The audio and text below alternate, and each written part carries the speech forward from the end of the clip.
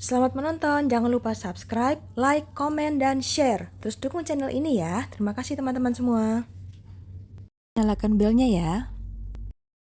Bismillahirrahmanirrahim. Assalamualaikum warahmatullahi wabarakatuh. Waalaikumsalam. Boleh berdiri kasih ya sih? Biar kelihatan. Iya. Bapak Ibu teman-teman, mau cakep? Sekarang gampang tinggal pantun. Makan duren dan dawet ayu. Bapak Ibu yang keren, ayo. Asik. Tepuk tangan buat teman-teman kami orkestra 100 Pecandu di sana. Ya, ada Mas Rendo, dada dulu. Ada Mbak Adel, ada Mbak Ica, ada Kojimi.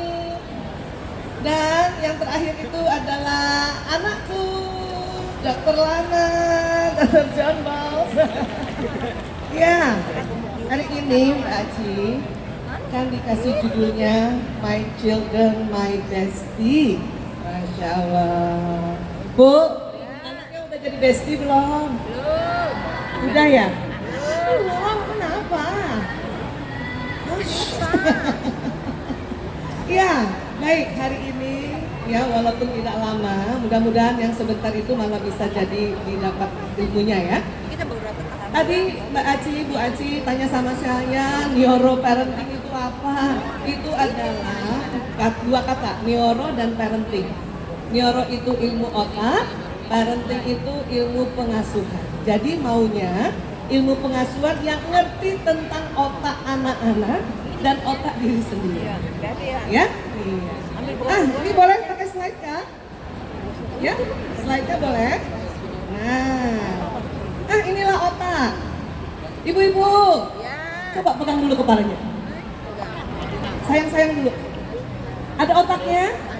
Ada, alhamdulillah. Takut lupa. Kadang-kadang manusia lupa punya otak. Anak sekolah baru ingat punya otak kalau mau ujian. Makanya pegang kepala, astagfirullah itu ya. Ibu-ibu baru ingat kalau punya otak apa? Tanggung bulan ya. Nah, jadi di dalam otak ini Mbak Aci, panggilnya Mbak aja ya karena masih muda banget ya.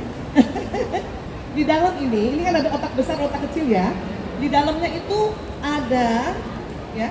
Kalau kita lihat ini Allah ciptakan otak besar dan kecilnya terbagi dua, kanan kiri. Kemudian di dalamnya ada sel otak ini. Jadi sel otak inilah yang jumlahnya banyak 100 miliar.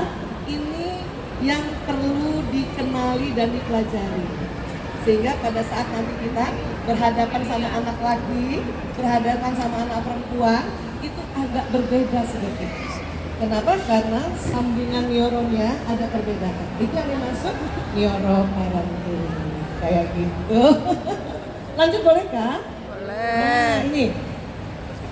Kalau ditanya, tadi Mbak Aci tanya sebagai moderator, era sekarang gimana supaya teman-teman yang di luar sana, yang bestie beneran, itu pun bisa kita lakukan terhadap anak. Ya, jadi ada satu teknik dalam waktu yang singkat ini kita perlu belajar. Tekniknya adalah baterai kasih sayang.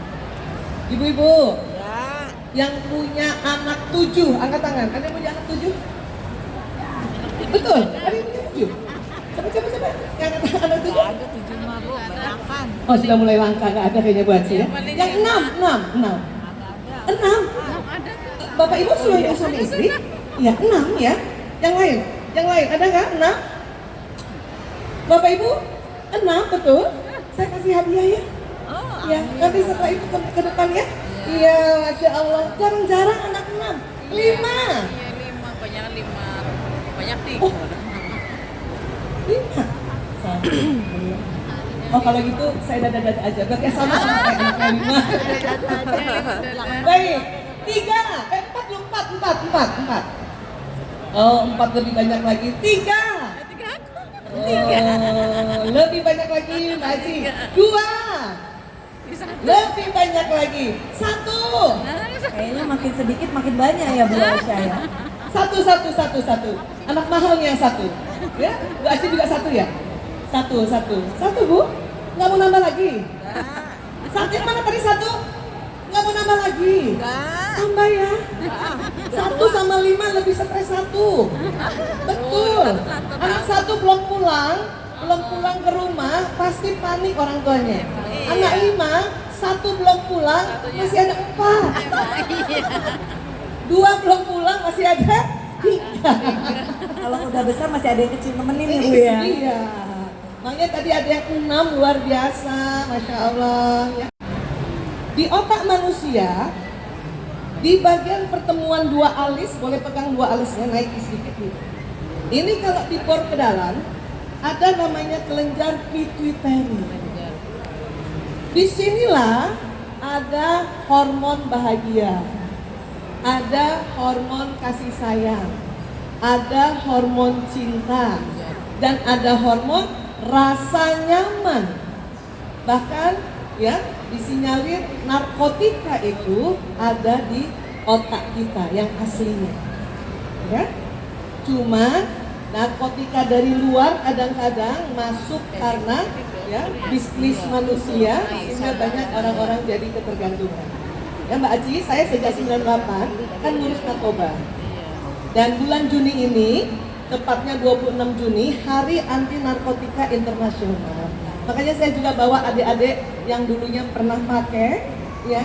Gak apa-apa ya, cerita-cerita sedikit ya. Iya. Mas Rendo, kamu pakai narkoba berapa lama? 11 tahun. Berapa? 11. 11 tahun. 11 tahun. Allahu Akbar. Mbak Ica.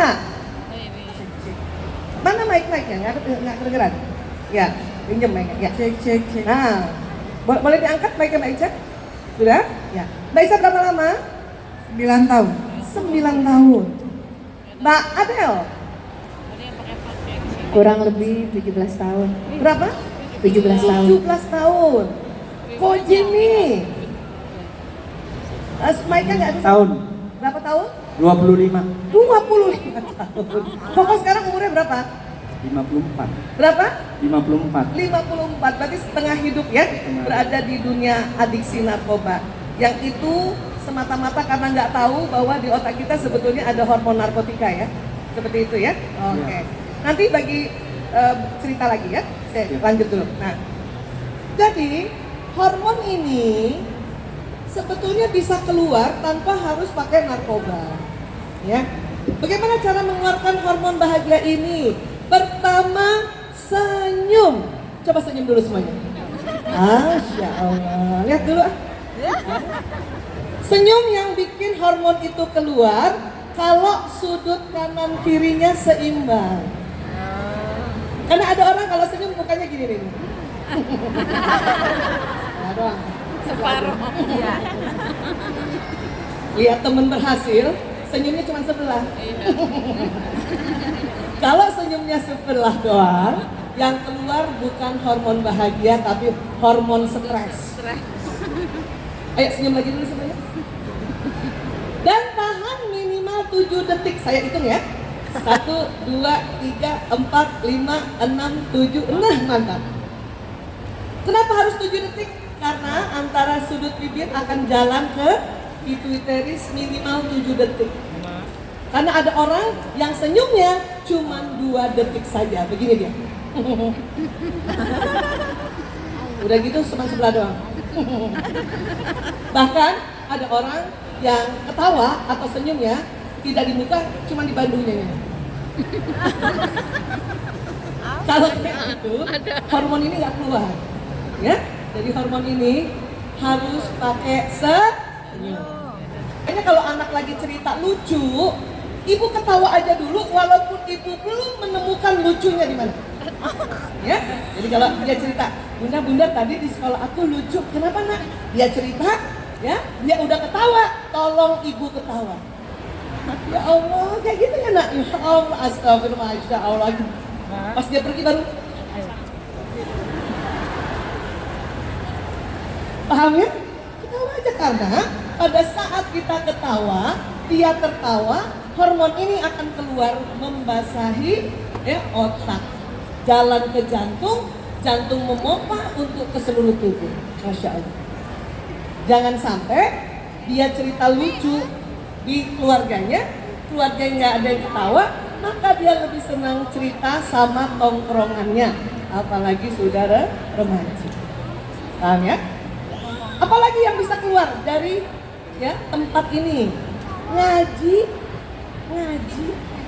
ya. Makanya orang habis ngaji tuh seneng banget, bahagia banget, entah kenapa. Apalagi ibadah, sholat itu keluar. Olahraga, dipuji, itu, ditemani, dilayani, ini keluar. Ya. Bahkan ada juga yang suka bersenandung-senandung, yang nyanyi barangkali atau membawa tadi salawat bersama-sama tadi, itu juga sangat mengeluarkan hormon bahagia itu. Paham ya? Coba pegang dulu di sini, pertemuan dua alis. Ingat nggak film India, perempuan India kalau sudah menikah, ada merah-merah di sini tuh, bindi, tahu? Nah itu kalau dibor ke dalam adalah ada kelenjar ini. Makanya perempuan India itu selalu senang. Kenapa? Marah nyanyi. Dimarahin suami nyanyi. Ditilang polisi nyanyi. Karena ya dia punya bindi di sini. Paham ya? Dan bahkan gerakannya luar biasa. Nah, kata-kata yang baik, karena dari otak ke badan ada namanya sistem saraf. Nah ini, sistem saraf ini kayak kabel listrik. Apa yang diucapkan jalan di badan, jalan ke otak, jalan ke seluruh tubuh. Apa yang dilihat jalan ke otak, jalan ke seluruh tubuh. Apa yang didengar jalan ke otak, jalan ke seluruh tubuh. Ya, itulah makanya ya kalau kita mau melakukan sesuatu hal kebaikan, ya dalam Islam kita diminta oleh Allah kita baca basmalah. Karena pada saat kita melafazkan Bismillahirrahmanirrahim, maka kalimat basmalah itu jalan ke sistem saraf. Dia ke otak, ya, terutama tadi kena kelenjar pituitari. Maka nanti pituitari karena ada hormon kasih sayang jalan pelan-pelan masuk ke jantung. Jantung nanti memompa, nanti akan ke seluruh tubuh. Itu dahsyatnya basmalah. Coba Bapak Ibu baca basmalah, tapi bayangkan basmalahnya jalan ke seluruh tubuh. Ya, coba ya. Ayo. Bismillahirrahmanirrahim. Ayo Bapak Ibu. Bismillahirrahmanirrahim. Bayangkan dia jalan ke otak, kena di sini ya. Ayo lagi. Bismillahirrahmanirrahim. Nah, jadi tolong kalau baca basmalah seperti itu ya. Lafaznya harus benar. Karena apa yang diucapkan akan jalan. Banyak orang baca basmalah terburu-buru, akhirnya apa? Asyasya. Itu nggak ada artinya itu. Ya, maka kelenjar pituitari tidak akan mengeluarkan hormon bahagia karena dia bingung ini ngomong apa. Ya. Terus ada namanya sekarang teori bahasa cinta atau bahasa kasih sayang. Apa itu? Ini adalah cara yang digunakan seseorang untuk mengungkapkan rasa kasih sayang. Rupanya setelah Allah bicara tentang kasih sayang, ketentraman, ya, Allah bicara tentang sakinah, mawaddah, warahmah. Allah juga sampaikan pada kita semua ini, ya. Dan di antara tanda-tanda kekuasaannya, Dialah menciptakan langit dan bumi, ya. Kemudian lanjutannya, dan berlain-lainan bahasamu dan warna kulitmu. Ini bukan hanya berlainan karena negerinya, negaranya beda atau sukunya beda. Ternyata mengungkapkan rasa cinta tadi yang ada di sini itu beda, sesuai watak masing-masing. Ya, sesungguhnya pada yang demikian itu benar-benar terdapat tanda-tanda bagi orang-orang yang mengetahui. Memang perlu dipelajari. Ya, tidak ujuk-ujuk kalau orang Betawi bilang. Ya, kudu belajar, kudu taklim, kudu seminar, ya, mungkin pertemuan-pertemuan seperti ini. Ya, oke, sekarang mau bapak ibunya tidak kerja kayak bapak ibunya kerja kayak atau ayahnya kerja ibunya tidak, insya Allah ini bisa dipakai karena Rasulullah sering pakai ini kalau kita sering baca sirah Rasulullah. Ya, nah sekarang Karena ini baterai, maka teorinya adalah baterai ini harus diisi setiap hari walaupun di charge-nya bukan selama 24 jam. Secukupnya aja. Ya. Kalau nggak bisa setiap hari, maka paling enggak seminggu 3 kali. Seminggu 3 kali. Paham ya? Apa yang terjadi? Penyimpangan perilaku adalah indikasi isi baterai mencapai batas kritis minimal. Bahkan bukan hanya anak-anak saja, kita orang tua harus di-charge. Para istri harus di-charge baterainya oleh suami. Para suami harus di-charge baterainya oleh istri. Maksudnya apa Bu Aisyah? Kurang lebih baterainya di sini tempatnya. Ya? Begini maksud saya. Kalau ada seorang istri yang tadinya setiap suaminya datang, dia rajin ya menyambutnya dengan penuh senyum, cium tangan. Satu ketika dia tahu suaminya datang, dia cuma duduk saja di meja makan. Dia tahu mobilnya datang. Atau kalau suaminya naik motor, dia tahu suaminya datang naik motor. Tapi si istri ini bilang apa? Biarin. Kita masuk sendiri punya kakinya.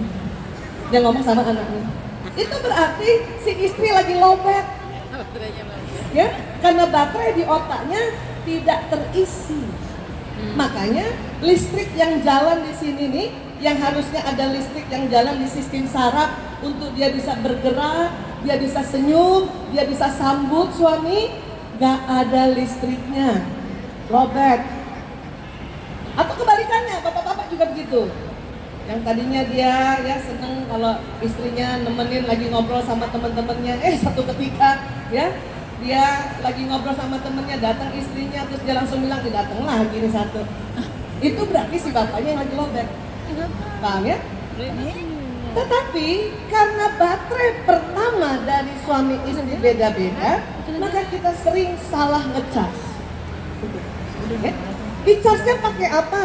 Di charge-nya pakai bahasa kasih sayang juga. Jadi 5 baterai ini diisinya pakai bahasa kasih sayang juga. Apa itu? Pujian, sentuhan fisik, pelayanan, waktu, dan hadiah. 5-5-nya nih, dengar ya. 5-5-nya semua manusia ada. Dan 5-5-nya senang. Tapi yang membedakan urutannya, komposisinya. Ada istri, baterai pertamanya senangnya sentuhan fisik. Punya suami yang baterai pertamanya pelayanan. Ini yang sering berantem nih, sering nggak romantis. Siapa yang begitu? Oh, langsung angkat tangan. Saya termasuk istri yang baterai pertamanya sentuhan fisik. Punya suami yang baterai pertamanya pelayanan. Rupanya selama ini 33 tahun kami berumah tangga, dia sayang sama aku. Buktinya apa? Setiap HP saya rusak, saya bilang sama suami, ayah, baterai aku, HP aku rusak.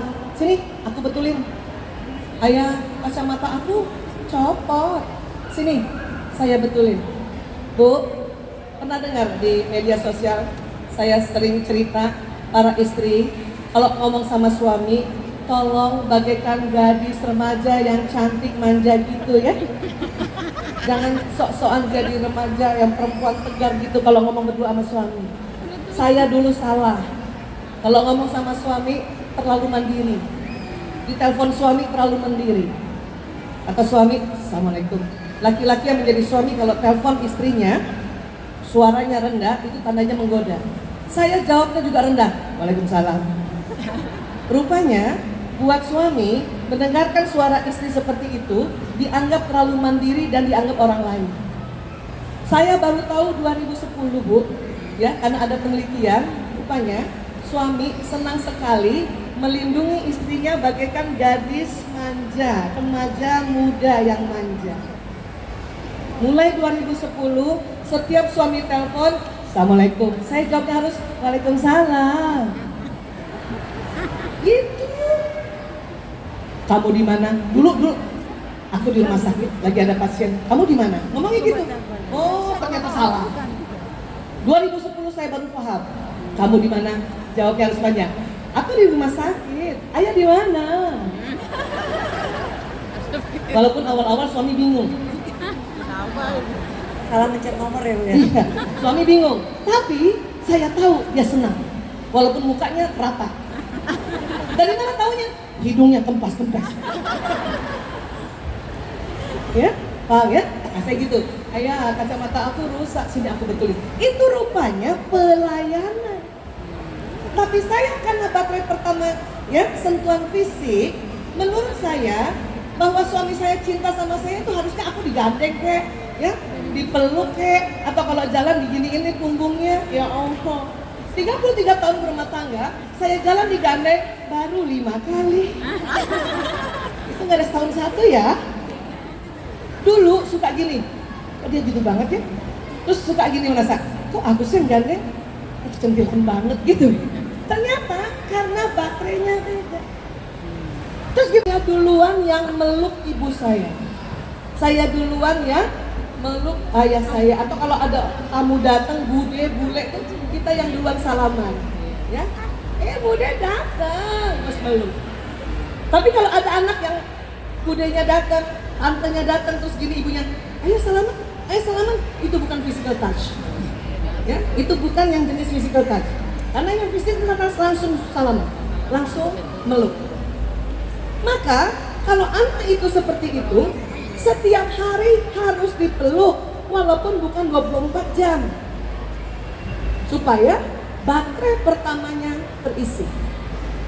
Apa yang terjadi pada anak yang baterai sentuhan fisik tidak terisi? Inilah anak yang akan suka mencubit, menggigit dan memukul. Baterai pertamanya selalu ingin melayani orang tuanya. Ciri khasnya gini, Bun, aku aja yang bantuin Bu. Bu, aku aja yang bantuin. Aku aja yang bantuin. Aku aja yang bantuin cuci piring. Aku aja yang bantuin dorong kereta. Siapa punya anak kayak gitu? Kalimatnya gitu. Aku aja. Saya, anak kedua saya begitu. Cuman saya tidak ngerti ilmu ini. Ini ilmu baru 10 tahun terakhir. Ya. Jadi anak saya waktu kecil, namanya Prio, kalau itu Mas Lanang. Kan nama anak saya nama Jawa ya. Lanang, Prio, Kakung, Jaler. Nah ini yang nomor 2 Prio. Yang bungsu perempuan Bu, namanya Ragil. Yang kedua Prio, sejak kecil setiap saya mau ke supermarket, ke hipermart, dia yang selalu mau bantu saya. Aku aja Bu, aku aja yang dorong kereta. Terus apa saya bilang? Gak usah, nanti semua ketabrak. Dengan julidnya ibu ini. Gak usah, biar. Itu bikin kecewa anak-anak yang ingin melayani. Ya, harusnya kasih aja, ya sayang, tapi pelan-pelan ya nak. Aku aja yang bantuin Bunda cuci piring. Boleh nak, pelan-pelan ya, Bunda ajarin boleh. Harus kayak gitu. Cuman kita kadang-kadang Mbak Aji maunya nggak usah, nanti pecah, nanti ini, nanti itu, nanti rusak. Apa yang terjadi pada anak yang ya kalau baterai pelayanannya tidak terisi, apa yang terjadi? Inilah anak yang suka sekali ya minta dilayani dengan kasar. Mbak, gitu deh. Hati-hati ya. Ini juga anak yang jadi bosi di sekolahnya atau di rumah kalau nggak ada orang tuanya, dan ini juga yang sering membuli adik dan teman. Itu berarti dia selalu ingin melayani kita larang. Bahkan kita jarang juga melayani dia. Ya? Berikutnya, Bunda, temenin aku sebentar aja. Bun, temenin aku. Atau Bunda lagi bebenah, dia duduk di situ dengan diem aja ngeliatin doang, nggak ngomong. Adiknya lagi nonton, tiba-tiba dia duduk di sampingnya ikut nonton. Kalau punya anak kayak gitu, itu ciri khas baterai kasih sayang utamanya adalah quality time. Jadi tolong kalau dia bilang, Bunda temenin aku sebentar aja, tolong 15 menit. Karena baterainya dia quality time. Bunda nggak puji nggak masalah, dipuji sebulan sekali aja. Tapi yang setiap hari dia kepengen ditemanin, kalau nggak sama ayah, sama ibu. Ini apa yang terjadi pada anak yang kayak gini kosong? Ini dia, senang menyendiri, ngambek, kunci kamar, atau di pojokan yang ngambek. Hah? Ini ngebujuknya susah loh. Paham ya? Ada lagi, gift, hadiah. Suka memberikan hadiah kecil-kecil kepada ayah atau bundanya. Walaupun Mbak Aci, cuman misalnya dia gambar aja, terus dia ada tulis di situ buat Umi, buat Bunda, terus kita dikasih ya sama anak ini. Dia seneng ngasih, makasih anak. Dan habis itu hadiahnya Bunda cuma taruh begitu saja, lipat, bahkan cuma taruh di kantong atau taruh di meja. Dia akan yang dia lihat adalah, oh, hadiah dari saya tidak ada gunanya. Saya menyesal sekali. Ada anak saya nomor 3 tuh begitu. Baru sekarang saya notice lagi, oh harusnya saya taruh di tempat yang bagus. Barulah setelah belajar lakukan itu. Apa yang terjadi pada anak yang baterai hadiahnya kosong? Apa yang terjadi nih? Baterai hadiahnya kosong, tidak terisi. Apa yang terjadi? Inilah yang membuat anak itu menjadi anak yang pelit sekali. Tidak suka berbagi. Bahkan penyimpangan kelanjutannya ini anak yang jadi suka ngambil barang-barang kecil temannya, terkenal dengan istilah kleptoman. Oke. Itu hanya gara-gara dia ngasih hadiah sama bundanya tidak taruh di tempat yang bagus. Harusnya kita taruh di kita bilang terima kasih, bilang ya kamu pintar, tapi taruh yang bagus. Dia langsung begini rasanya. Ya.